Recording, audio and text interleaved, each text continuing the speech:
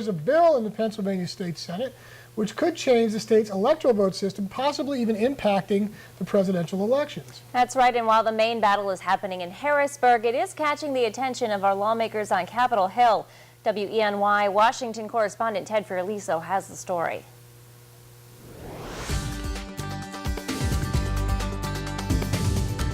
I rarely comment on state legislation for obvious reasons. We got enough to do here. But Democratic Senator Bob Casey says what's happening in the halls of the state capitol in Harrisburg could have national implications. Senate Majority Leader, Republican Dominic Pileggi, has introduced a bill that would change the state's electoral vote system. Electoral votes would be distributed based on the outcome of the state's popular vote, rather than the current winner-take-all system. What are you concerned about?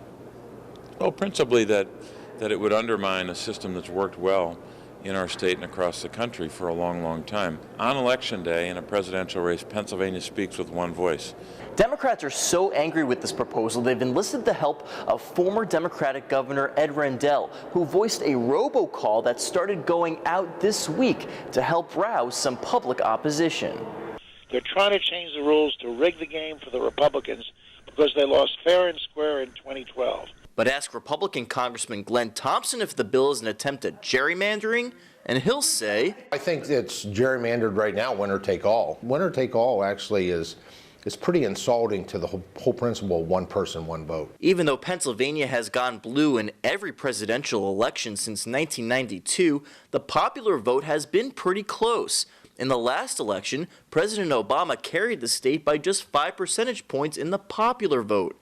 Yet he got the state's full 20 electoral votes. Thompson says different parts of the state have different priorities. There's certain things that all Pennsylvanians certainly are committed to and have in common, but there are certain concerns that we have. I think that those differences actually support the changes that are at least being discussed right now in Harrisburg. But if they're going to advance it, I've urged them to do it with a lot of transparency and hearings and scrutiny and review.